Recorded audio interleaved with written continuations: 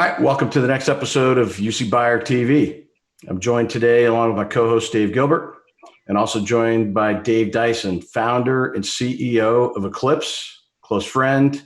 Been doing business with Dave in the industry for the last 11 years now, Dave, I think it is. Sounds about right. So welcome to the episode today. Thanks for having me, Mike.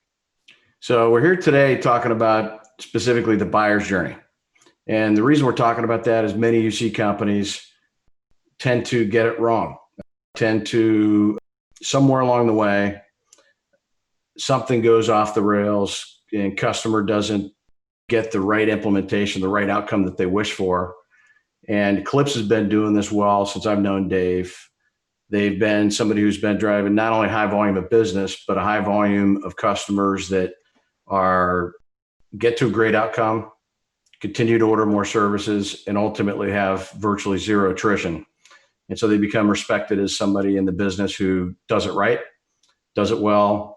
And what we're going to talk about today is some of the secrets to success that are going to help the company who's looking for a UC or contact center solution navigate that journey from early stage prospect who's trying to find the right solution to customer who's implemented it successfully and achieving desired business outcomes. So Dave, welcome. Eclipse was one of the early companies selling a lot of UC. So share with us a little bit about your experience as a business. I consider it our responsibility at Eclipse to be out a couple of years ahead of where the customers will be going in technology, particularly around communications. And I sort of spotted the UC cloud thing happening pretty early. I would say we were doing what I would call middle market size enterprise deals before it was advisable to do so. And we took the lumps and we got the battle scars to prove it. But by the time the thing started to mainstream a little bit, we had already had a lot of experience. We knew what not to do, more importantly. And we knew how to, and you use the term journey, we knew how to take customers on that journey to get them from where they were to where they needed to go. As the space has evolved over these bunch of years, we're a small but mighty company here at Eclipse. 10 of us sitting in Chicago have done well in excess of 100,000 seats of cloud UC at this point around the world. Multiple countries, 10,000 plus seat implementations. We're good at it. And a lot of that comes from going early, learning along the way, and now having this sort of playbook for what you do from everything from that first meeting, really, starting that buyer's journey correctly, all the way through disconnecting the old services and making sure the bills right and all that kind of fun stuff, the inelegance of telecom. So there is a process. I believe vehemently that there's a right way to both buy, procure, implement, and use this stuff. And I also think the marketplace, the customers are missing a huge opportunity oftentimes to really use this as that transformational window of we're going to start doing business a little bit differently because we have a technology toolkit that's so much more robust and so much smarter than the one we were using before. So there's this whole big elegant plan to get people from where they are to where they're going, as opposed to let us come in and replace your PBX with the new kind of PBX. It's a very different conversation. No doubt. No, that's great. So you mentioned that you guys were, and I agree because I saw it firsthand in some of the bids that the service providers were working on with you at the time. So how much of what you learned in terms of perfecting that process have you learned from just things not to do versus picking up other people's best practices along the way that ultimately became the way you do it today? If we see smart ways that other people are doing it, we certainly try to absorb that. But being relatively pioneering in the space, I would say a lot of it was live and learn. You talk about that, learning what not to do. I always say that my manual of things not to do is the size of an old school phone book, and I have this list of 10 things I know absolutely work. So we do these 10 things now. So yeah, lots of learnings along the way. Lots of really great clients of ours who are progressive thinkers and were able to see what was coming along with us as we showed it to them and said, yeah, I want to go first. I want to go early too. So having progressive, right thinking customers who are ready to take something resembling a risk, but a calculated one, that certainly helps, because having clients jump off that cliff is part of being able to learn. So having the sort of customer who knows that something's nascent, a space is new, UC is new, but we see it and we want to do it and we want you doing it with us, Eclipse. They're willing to suffer through some of the early stage mistakes that we just frankly don't make anymore because we've engineered them out of the process. UC usage has accelerated amazingly here in 2020. So we're basically doing this right at the end of the year. And as you look back and saw how fast we've grown in terms of adoption and people working from anywhere, just like I'm doing right now, I just think that there's a ton of opportunity as we go into 2021 because we understand things better. People are comfortable using the cloud instead of being in an office all day. That's just one example, but I think that there's a huge amount of cloud adoption that is inclusive of software and telecom that has changed the way people work. And so maybe you could address that and what you as a company are doing there. Well, did something happen in 2020? No, I mean, 5 years of acceleration have happened in 10 months. It's 5 years plus of acceleration, and I don't think anybody saw this black swan thing happening. But the trend was happening. This was an accelerant, gasoline on the proverbial fire, and I think a couple of interesting things. I always said, Dave, and you'll appreciate it because you're an old salt like myself and Mike here. I don't think we ever get out of TDM if we didn't now start carrying cell phones and just be okay with how lousy the voice experience became with cell phones. All the drop calls of the early days of the cell networks, it got us that transition point into VoIP. VoIP wasn't perfect early on, you guys remember, and it got better and better and better, and now it's that sort of 5 nines thing. Right now, we're in an era where everybody just had to rush home, start doing video meetings, start having lousy audio, start having platforms, not working for hours at a time. We've seen some major outages, and everyone's like, "This is just what it is. This is the best way we can work right now." But for all of us who have been progressive thinkers again in this space, this is a moment where we go, the dam, all those cracks in the dam just erupted open, and we are in a new paradigm. And we were always saying 5-7 years from now, all of the legacy TDM and VoIP stuff will be in the cloud. 24 months tops now. Like everybody's going to the cloud and everybody's getting there as fast as humanly possible. And we're all okay right now, I think, buying the future planning and the roadmap a little bit. Okay, it doesn't do exactly everything I want today, but I know it will in 6 months. And there's companies in the space like Microsoft. I keep saying Microsoft Teams has passed the good enough threshold right now. It's good enough, and Microsoft will invest in it. Let's go. Let's go now. So 2020, we will look back on it in retrospect in 2021 and beyond and say that pandemic thing that hopefully is behind us at some point in the nearer future, if possible. That was the thing that spurred a generational shift in how we communicate, how we do business, where we do business. I can't speak enough about how profound this change we're living in the middle of. It's very rare you see it while it's happening. And this is one of those cases where it's like, yep, this is the moment where everything's changing. And so, yeah, 2020 for all of its shenanigans will be a seminal year for this particular space, no doubt. Lots of studies have shown that the final phase of widespread adoption you see is the large enterprise, 1,000 plus seat or employee companies, where I think adoption up to heading into 2020 was around, it's still single digits. So obviously the larger your footprint is, the more employees you have, the more locations you have, you start adding in international, those things increase the levels of complexity and being able to get it right. So as those companies are now being mandated potentially in some cases by their boards to get long-term flexible cloud-based solutions in place. So what are your thoughts in terms of, as companies are compressing that decision window and trying to rush to get these things implemented, how important is it to follow the right process in order to engineer to the right outcome? My God, there's nothing more critical than that right now. And I'll tell you why. Imagine the position you're in as an IT professional or an IT leader right now in a big organization where you were just going about your business for all these years, and now somebody came to you in June or July of this year and said, hey, you know what? 10 of our 20,000 employees are never coming back to an office. Figure it out by the end of the year if you can. Like, that's happening in real time right now. And so you got two choices as an IT leader in a big company. Panic, freak out, and just buy whatever like floats in front of your face. And that's happening, by the way. We're seeing it. Or stop, take a breath, find somebody who's done it before, small commercial for Eclipse there, and say, please help us. We need to accelerate this journey. This is the sort of thing as a big multinational, multi-billion-dollar corporation we would have normally taken a few years on. We need to go fast. Can you help us go fast? And the answer is yes, because to the earlier point, we've built a process over time that is scalable that can help you move those 10,000 people to a permanent work from home.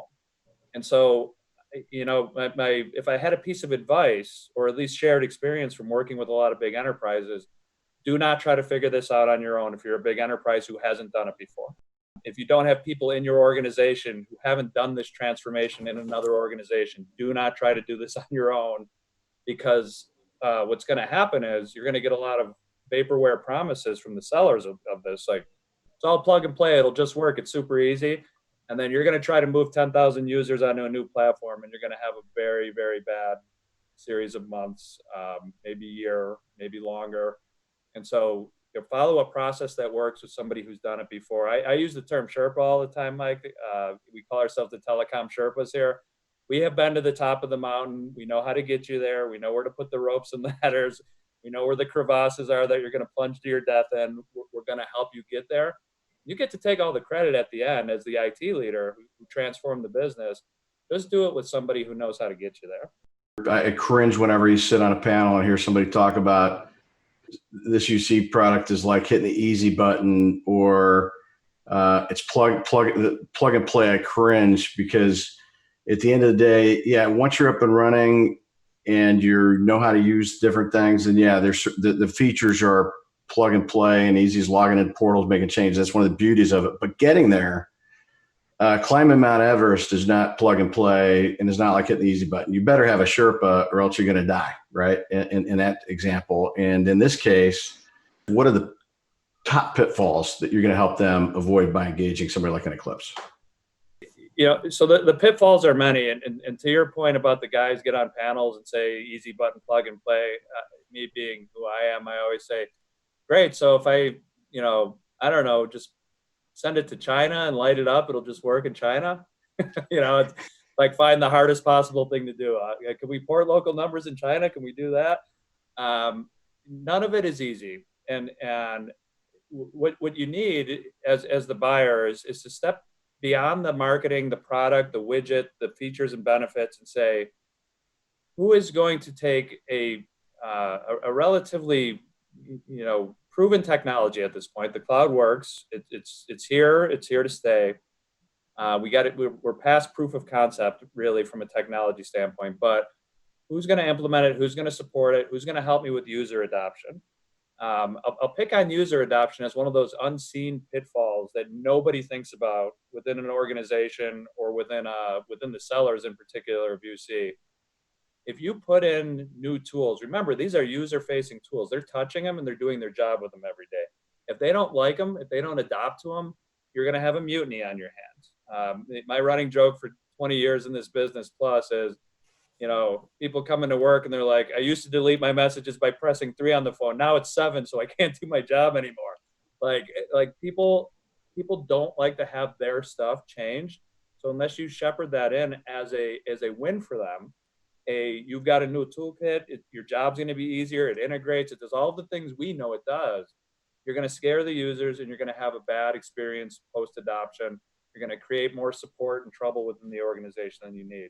The look I get from every IT leader when I say, we're going to need your learning management organization in this conversation, they say, well, why? It's the phone. And I say, no, it isn't. We want your learning management team in the conversation from day one, because we want to work with them to develop a plan for how they can best get through to your users. nobody talks about user adoption. That's one of those, again, playbook things that I think we can bring to a table that maybe others aren't thinking about. And with user adoption comes the return on your investment, comes greater customer satisfaction, comes reduction in complaints, comes enhanced productivity, all the great things that come with UC. But if you don't get it, then the flip of that happens. You don't get the return, you get companies complaining. And it was really challenging for us as service providers too, because if customers are using the tools, attrition's a lot lower, revenue's higher, and customer satisfaction's higher. And by the way, support calls go down. People know how to use the tools. So, by the way, I got to commend you because I've never heard another partner in all my years of dealing with hundreds of partners. I've never heard anybody else in this industry engage the learning group. Do you have any stats on like what percentage user adoption you're seeing as you get into some of the more enhanced features like the collaboration tools and integration tools? I'll answer that question with more of an anecdote. Whenever I have like a room of IT leaders that I get to speak to, and I have the good fortune to do that from time to time, when I want to get them riled up, I always say this: shadow IT was never a thing. It never existed. It's not real. It was never a thing.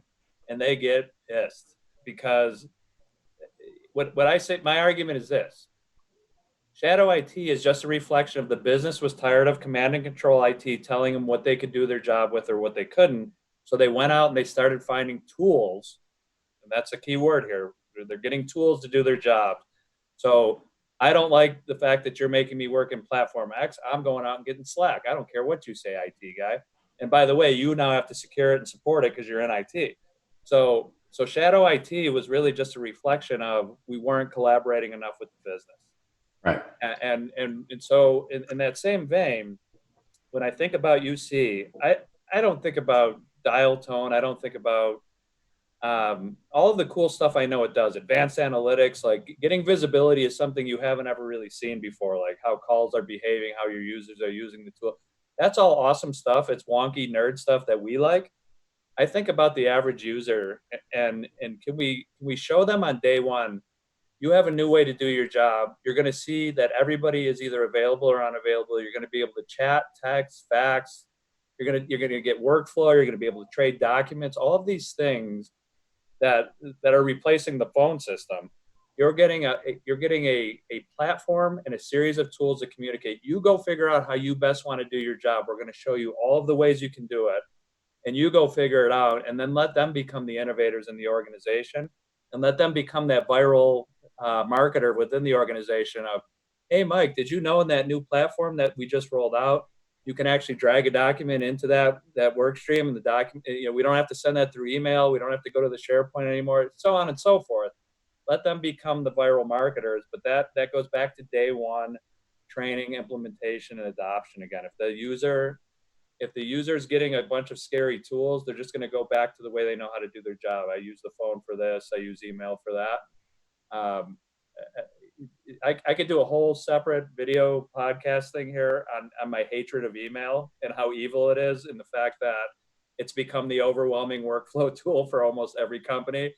It's bad. Let's stop doing it. Let's start using this new set of tools, but we have to get the users adopting it. And a lot of times what we see is, buyers issuing an RFP without really doing it in advance, the right due diligence on what the right needs and requirements are for the users, right? It's almost unpacking a history lesson here, Mike. For 25, 30 years, technology sellers have been selling to IT buyers like, let me sell you a widget. Let me sell you the next gen of the widget. The old widget's been sunsetted. And what's happening is we're selling this like transformational business technology now, and we're still selling it like it's a replacement to the old thing.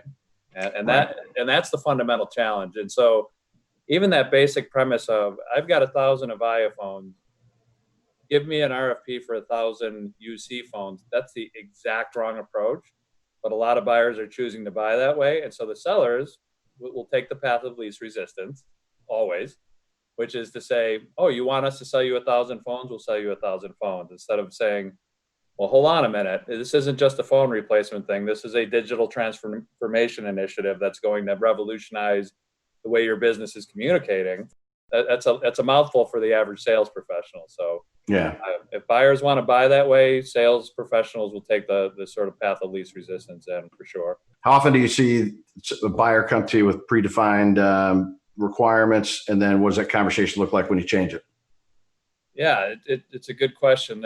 It's relatively constant that a buyer will make their way in our orbit saying, "I would like to buy a One Ring Central, please," or fill in the UC provider. And at that point, it's generally an IT buyer, that traditional IT buyer I referenced. But the reality is, we'll stop them in their tracks and say, "Hold on." Because we're going to replace your PBX. That's table stakes. It's done. That legacy prem-based PBX is out. The cloud won. Game's over. We're going to bring the cloud in, but we're going to ask you, Mr. or Mrs. IT professional, to open up and expand the tent. And we want to get in and start with you, being the hero of this journey, taking your business through this transformation. So you're going to have to go get people from all of the following places. We want to talk to sales leaders. You have a customer service group. Let's go find them. You have an HR team. You have an executive suite who's really concerned about the way you're communicating internally and externally. Let's bring them into the big tent, and then let's get a decision that everybody's influencing, so that when we go pick the cloud provider, it's the right one, as opposed to the one that's maybe leading on an analyst report, or the one that everybody else is buying, so I want to buy it too. Let's get you into the exact right fit, and that's only going to work if we get visibility into the organization as a whole. So do you find that because you're engaging these different groups, that it makes the process of ultimately engaging those folks when it comes time for decision, that happens faster and it's more effective? 1,000%. And more than that, it gets a lot of people from a lot of cross-functional teams invested in the decision. Say, hey, I was part of this. They listened to what I had to say. Some guy in a weird red sports coat came in and said, "What's working? What isn't? What would you have if you could get it that you don't have today?" And so we take them through that exercise, and then by the time a decision gets made, oftentimes we're finding these business users saying, "Hey, where's that new thing? Those guys from Eclipse were in here, and we're excited for it. We want it because they showed us a vision of the future where things are going to be different and better." And so they become champions at implementation, at training day, because they felt like they had a say. And old command and control IT was, here's what you're getting, and you're going to like it. And we're taking this groundswell approach of saying, the business has spoken, IT has validated it, and will support this solution. But this was really a business decision, and the business is sitting there nodding along saying, yeah, we got to have a say, and we're excited about that. Man, I love that approach. Well, okay. So let's take a look at the real issues that are facing a company that had to move to UC in a hurry. So to me, the fires are around security and knowing whether or not your workers are working when they're not sitting in an office. So how do you go about helping enterprises as they move into this whole new world solve those kinds of problems? I have become a religious convert over the last bunch of years of, I don't talk to a customer about UC, contact center, network, SD-WAN, any of it, unless the word security is one of the first words out of my mouth. That, especially now, for Pete's sake, like security is topic 1 through 10 on everybody's mind. The bad guys are out there. We have to make sure these platforms are secure. We've seen, even in this pandemic era, what's happened when platforms aren't fully secure. So I want to call it table stakes, but we call it out. We wave that flag and say, nothing gets through the door that isn't fully and safely secure for this customer. That second piece is a little more onerous, because we'll get into my personal belief on work, is that if you don't trust your employees, you already have the wrong employees. But big organizations do have an element of, like, we want to big brother this a little bit, and I think that's a burgeoning field, Dave. I think it's going to be something over the next year or two where you start to see companies that maybe don't even exist coming in and saying, we're your productivity monitor. We're going to tie into your UC platform and your workflow platforms like Salesforce or Zendesk. and we're going to give productivity scores. You're starting to see some of that. Proto Score and others are out there because companies, and I came out of a big company like many of us in this space. Big companies don't trust their people as far as they can throw them, and one of the ways they solved for that was the Foucault's panopticon. Like, they had you in the office and they were looking over you. And I think we have to come to grips with the fact that if we're not in the office, how do we keep an eye on the work and the results and make sure we're moving forward as a business? I'm going to take another angle on it, Dave. I'll give you my personal perspective. As a guy who's sitting here in Eclipse World headquarters in Chicago by myself for month 8 now.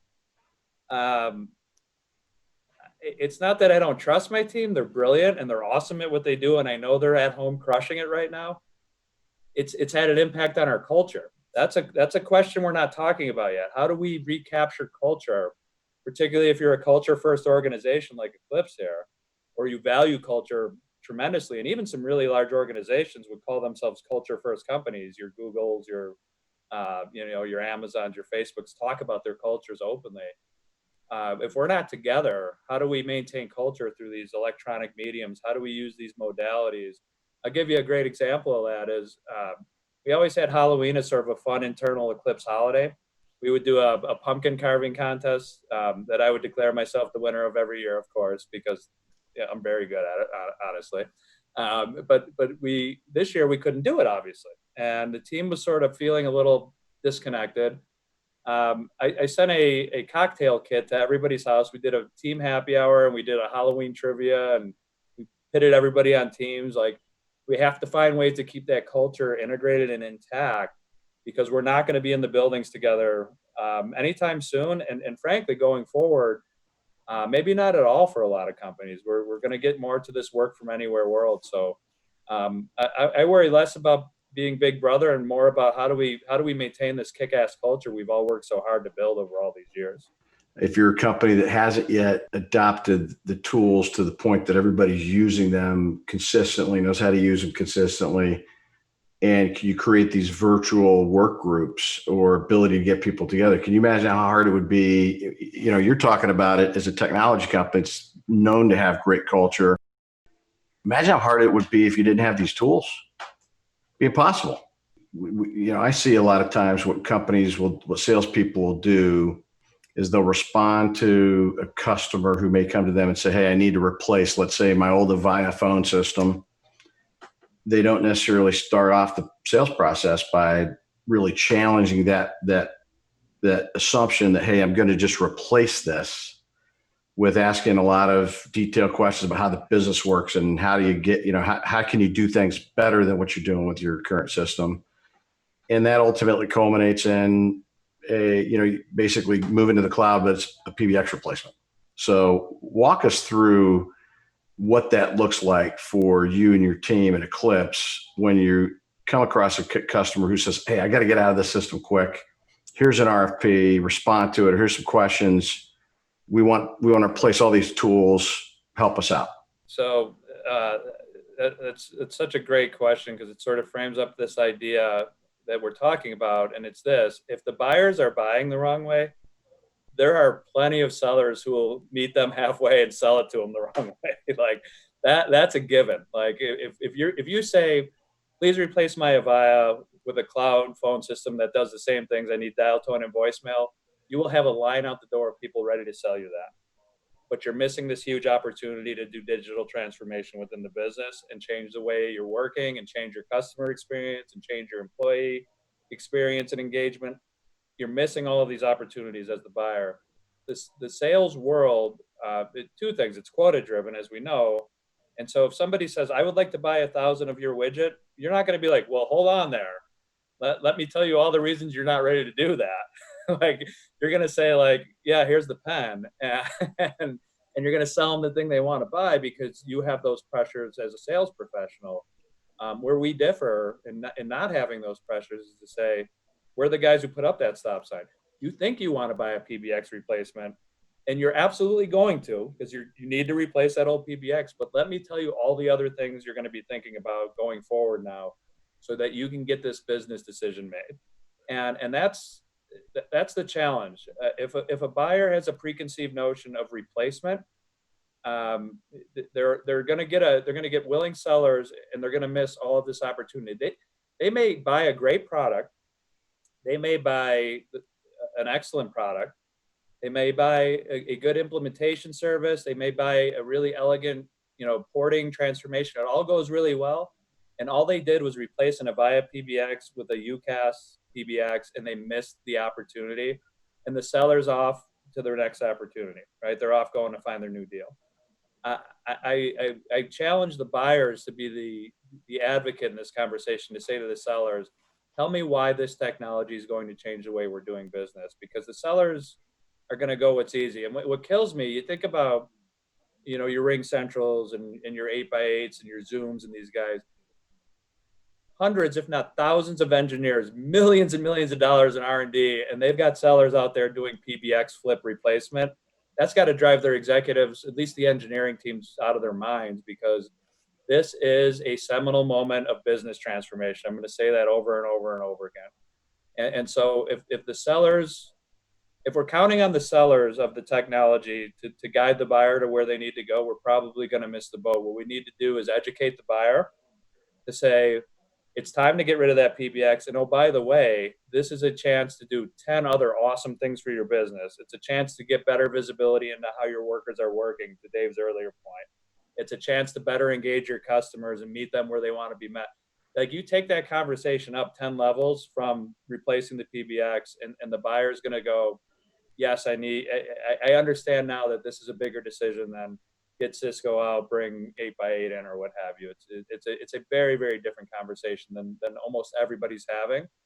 And I think if we can educate the buyer a little bit more, the way you guys do, to say, what do I even need to ask for, right? It's the art of the possible. If they don't know what's possible, they don't know what to ask for. And so an IT guy who's been busy doing IT guy stuff for 5 years or 10 years said, PBX is getting pretty old. I guess we need the new PBX, and the new kind of PBX is cloud. It's up to us. It's up to us in this space to educate, because we don't have the pressures of a quarterly number that we have to deliver to Wall Street. We want to guide the customer to their next best place, and that's the real difference here, I think. And so, if when you get into that opportunity where you're uncovering that, hey, this may not be the path you want to go. If you want to buy a PBX replacement, we'll certainly help you with that. But what you really ought to be looking at is approaching it a little bit differently. You'll actually go into the organization and talk to business leaders of different functions and really help understand how the users interface with the technology and what other groups might be needing. Walk us through what that looks like and what types of solutions you've uncovered. We go into these and we ask for permission with IT, because they are our partners in this ultimately. And we say, we would like your permission to go wider and deeper within your business, to get to the people who are using this stuff, to see what's working for them, to see what their hopes and dreams are, to see what their wants and needs are. And when we do that, without fail, all of this eye-opening stuff happens. And the one I'm thinking of in particular, we went in IT from leadership on down. We have everything under control. It all lives in this platform here. Everybody's using it. We started going into the business. HR had went and purchased their own texting application. And this group over here was using Slack and didn't tell anybody. And you start getting into the organization, and people, shadow IT, were getting the things they thought they needed. They stopped asking IT. Which going back to Dave Gilbert's point earlier, potential security holes are being opened. We're potentially letting people in who shouldn't be into the company. There's a lot of ramifications. And so we convince IT, to let us go a little bit wider, and then their eyes get open and they go, wow, the voice of the user is telling us not that we weren't doing a good job, but we weren't giving them everything they needed, everything they wished for, everything they felt they needed to do their jobs. And so that big tent, I talk about it all the time. The bigger the tent in the sales process, and it must include IT. I'm not dismissing IT. I love my IT brethren. I've been working with IT leaders for decades now.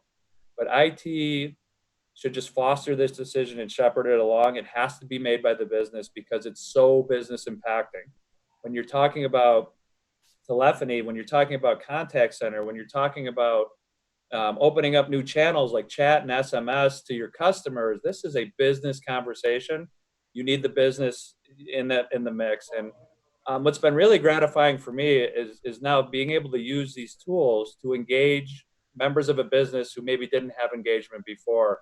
A good example of that same customer I'm referencing, they've got a bunch of folks who work in warehouses who weren't engaged via the technology. They're not in the Active Directory, so on and so forth. We have found ways to get them engaged by doing things like using mobile clients and putting a kiosk into the warehouses where they can gather information that they couldn't before. So there's some really neat stuff you can do to drive employee engagement, and it really comes down to if you stop and listen, the business will tell you what it needs, and then you can go build the solution for them. And then IT can be the hero that they want to be. They can get paraded around on their shoulders for making the business communicate more effectively. Mike, you hear me say it ad nauseum. I never start a speaking engagement without saying the following thing.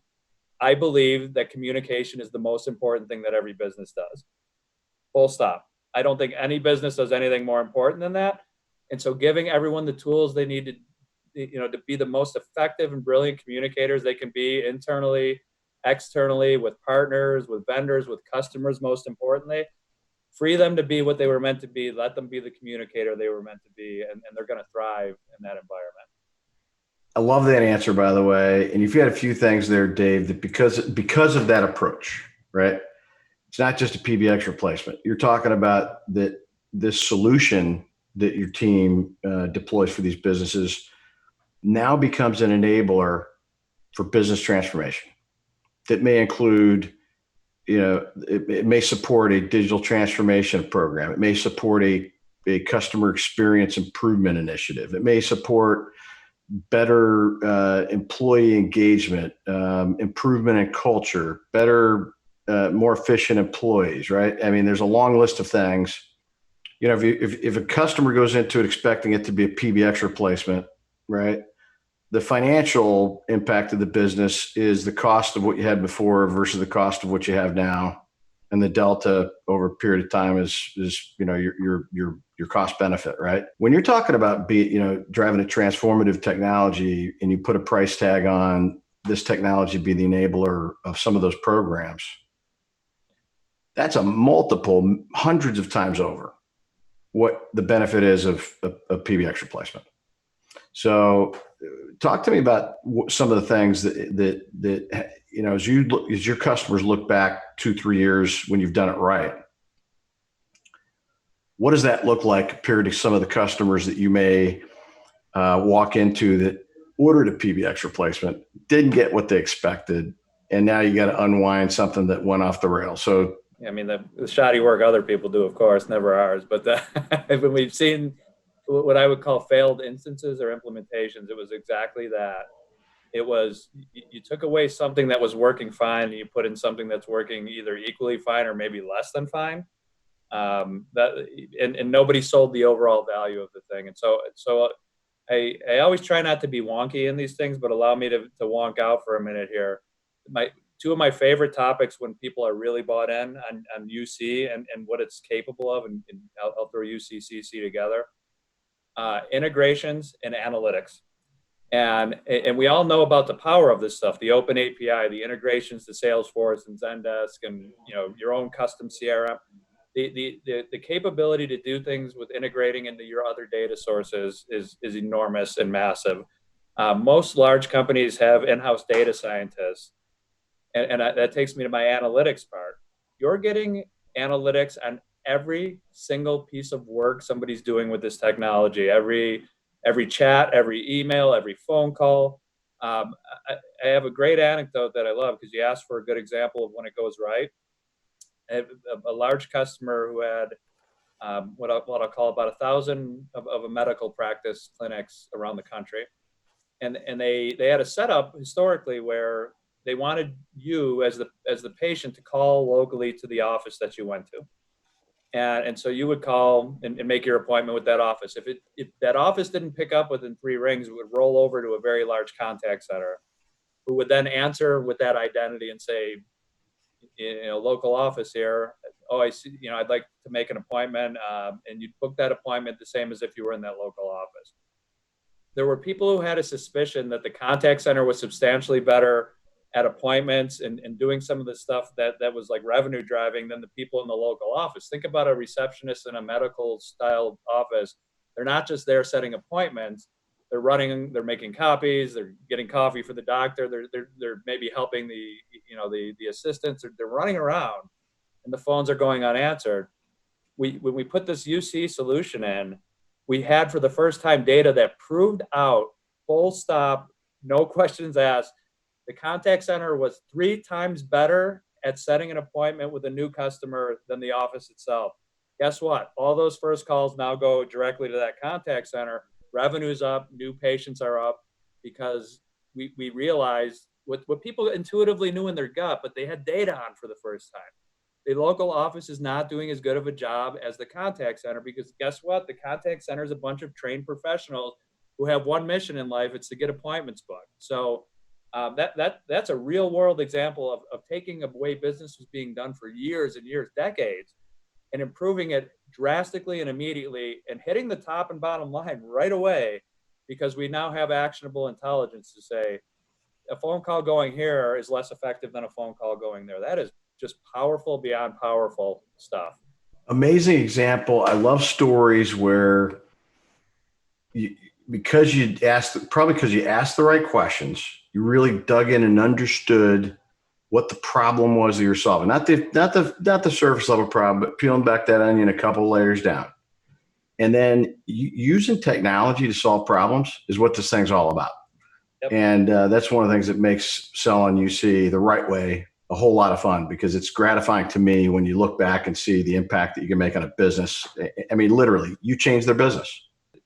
Gratifying is the right word. Like the good fortune we have to earn the trust of large organizations, to be able to come in and help them, do that thing that I believe is so important. Again, communicate better. That when it goes well and it works well, and you see that result, it's absolutely magical. But to help them be better at business, help them to be, if we've learned anything in 2020, like being able to connect with one another. If we were taking it for granted before, we're never going to again. At least I'm not. And so helping people connect better to one another, like that, those are profound and powerful responsibilities we have, and we should be taking them as serious as they are, because it's the most important thing. People connecting with people is how the world goes around, man. Dave, I think that what you've just been talking about is the quintessential helper in the world of UC. You've come alongside of these great businesses. You've helped them discover new value because of the technology, and you're looking for the solution. It's not just a product. It's not just a piece of equipment. It's an entire solution that you're bringing to this enterprise in this very specific vertical. And so I would imagine that you're looking for certain kind of people / businesses that truly need your assistance, because they've never seen their business work in this kind of a way. And there's a multiplicity of different things that can happen for that business when they start talking about integrations, for instance. Changes the way people work. And so you are the Sherpa that they are looking for right now. So your company is in a perfect position to really take all of these things, help guys cobble together a very specific solution. And so congratulations, because I think you guys have an amazing opportunity out in front of you for years to come. No, thank you, Dave. That's a wonderful sentiment, and coming from one of the godfathers of UC, that means a lot and speaks volumes, and I really do appreciate that. It's quite flattering to hear it from somebody of your esteem and vision in this business. So thank you. By the way, it's an honor to be. I thought you'd get a kick out of Dave Dyson's use of the word Sherpa, because I'm sitting on the phone with 2 self-proclaimed Sherpas. Sherpas to the cloud. That's right. Did you know that, Dyson? Did you know that Dave's Simple Signal used to have a big marketing campaign around Sherpas to the cloud? I love it. Even on a customer meeting with a very large organization with about 11 guys on a WebEx or what have you. Uh, I, I stop what I'm doing and I ask, "Do you guys know who Tenzing Norgay is?" And I get the requisite blank stares back. I'm like, "Okay, do you know who Edmund Hillary is?" And they all, "Yeah, we know who that guy is. He's the first guy up Everest." I'm like, "Well, I'm Tenzing Norgay, and here's why." And he's the Sherpa who helped Hillary get to the top for context, and so Tenzing Norgay, he's not lost to history per se, but he's nowhere near as famous as Edmund Hillary, despite the fact that Edmund Hillary never could have gotten to the top of Mount Everest without him. So, I think I found a new word because for years I've been using. This goes back to I had a sales guy that worked for me long ago, back in late '90s time frame, early 2000. A guy by the name of Larry Orlov. Hi, Larry, if you're watching. Larry Orlov. I went into, he worked in our LA branch. And one time I went in there talking about sales executives and he goes, "Well, I take offense to that because I'm actually a trusted advisor." And I said, "Well, how do you find that, Larry?" And he says, "I'll tell you what, we got a meeting with Sony Pictures tomorrow. I'll show you what a trusted advisor does." So we went out there and first time I've seen it was magical. I went to the old, I forget what the company was at the time, but it's, 100-year-old building where many of the old actors, would meet back in the day, met in the boardroom. There must have been 15 people from their IT organization. We were talking about technology that was 5-10 years ahead. And we were part of the planning discussion. And at the time, this is now 15 to 20 years ago, the company I was working with, Global Crossing at the time, was working with them on how to move, pre-production film around the globe using MPLS networks instead of shipping them in the cans. And I walked out of the meeting. I said, "I get what its trusted advisor does." So trusted advisors become an overly used, that's sacred ground to me. yeah. And it's become overly used pretty widely. I've been looking for a new term and I think I found it. It's Sherpa. What would you say would be, your high level steps that you walk the client through? Let's say they happen to, if you get engaged early stage when they've got that mandate that they've got to change.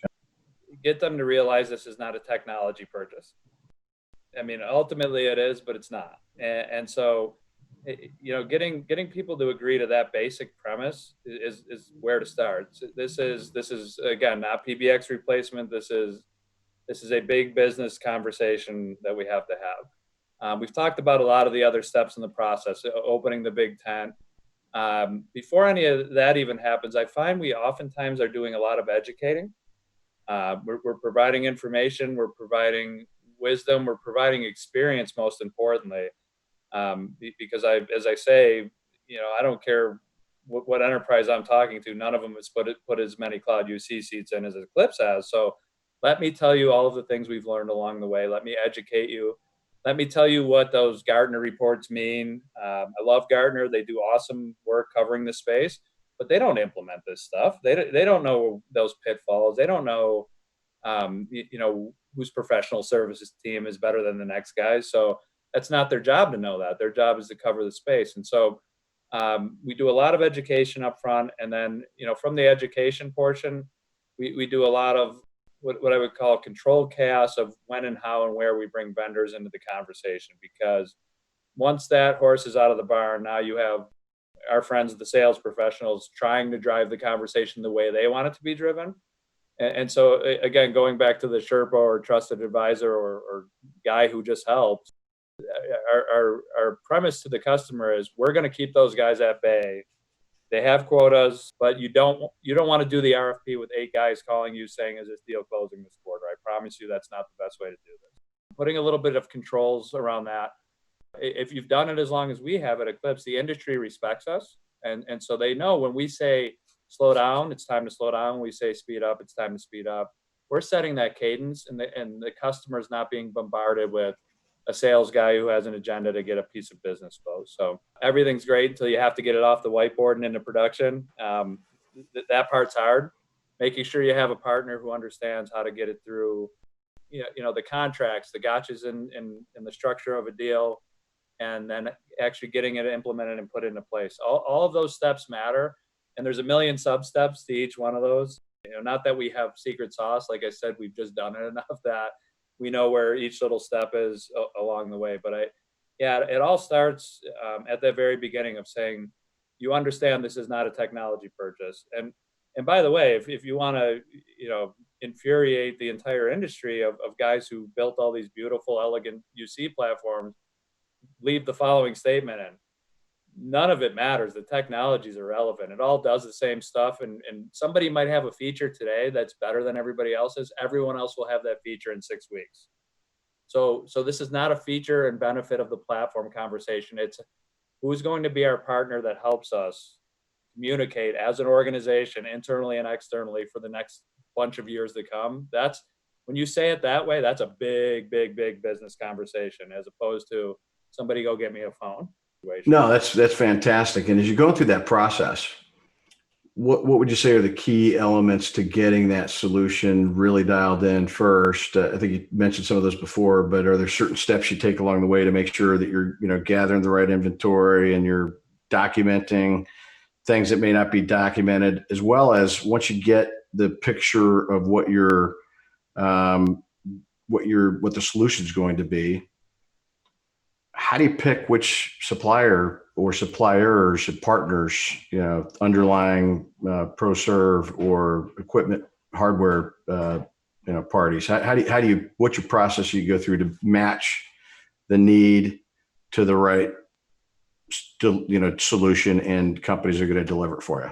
Yeah, no, that's an awesome question. That's a little bit of the art of this thing. There are certain easy, like what I'll call table stakes qualifiers or disqualifiers. So for instance, if I have to do this in 30 countries, I have disqualified a whole series of people right out of the gate. I have to get to the short list of guys who can do 30 countries. And now maybe I'm mapping those 30 countries specifically to providers and saying, well, these guys are all international players, but this one can only hit 15 of those 30, but this guy gets 28. And that starts to favor that particular provider. So that's where the nuance comes in. Big business, obviously pricing matters. The deal mechanics have to work. That part is inelegant, but it's part of the conversation. Overarching, sort of vision of the company that we're putting in place. We have to believe that this will be a strong going concern for years to come.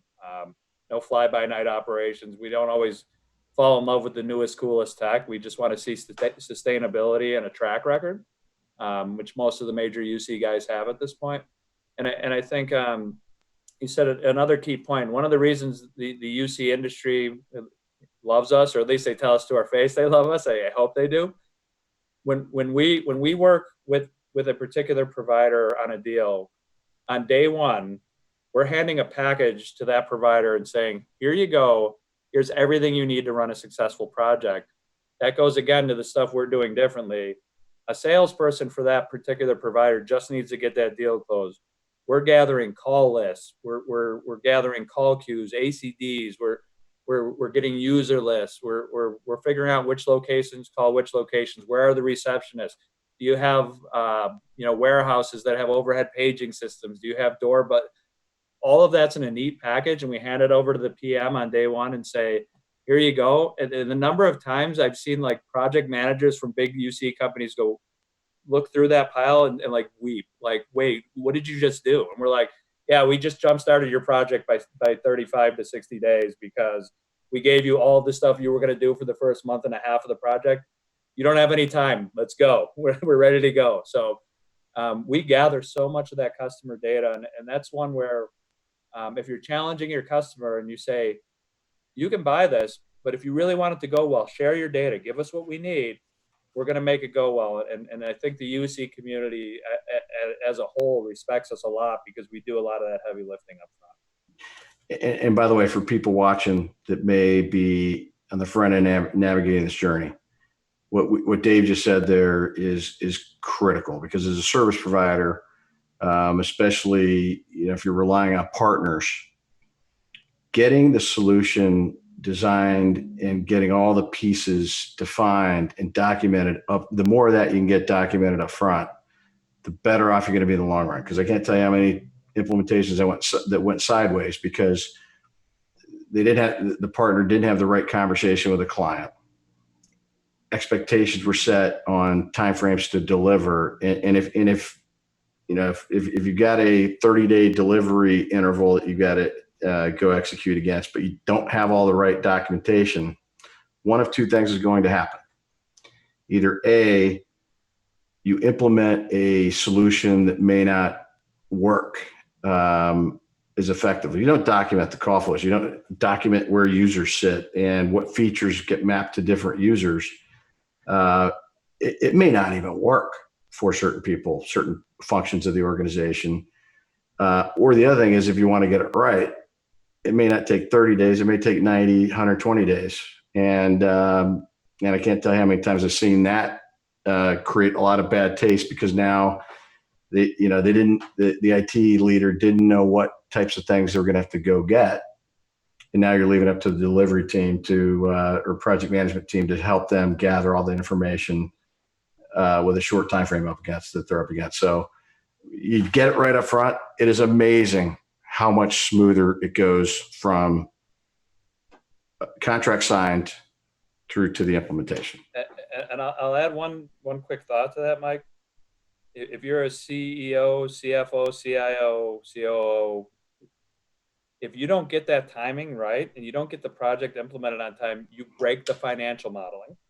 And now the ROI, the TCO, all of that gets blown up very quickly if you don't have the project on the rails right out of the gate. And in our world where we're always modeling what the financial change is going to be, if we miss by a month or two or three, we break the whole financial model. So that getting the thing started correctly on the rails out of the gate is so key to keeping the financials whole, which again people can lose sight of in the middle of a project. But we're always thinking of that big financial picture as well. Don't let the project go off the rails and then have to answer for why you didn't budget for having two solutions running concurrently for 6 months while you were muddling through a project that should have gone quicker. 100%. We could probably schedule a whole other episode around sharing horror stories that we've both seen happen and having to go in and clean up, and they're not pretty. They can, this is one of those sales that can completely disrupt the business if it doesn't go well. And I'm talking to the tune of millions and millions of dollars of revenue. So important that you have a Sherpa along the way. Well, Dave, this has been an outstanding conversation. I appreciate you joining us today. We got lots of good insights and tips. So look forward to chatting more. And Dave, thanks for joining us today. Always great to be with you and Mr. Gilbert both. Thanks so much, guys.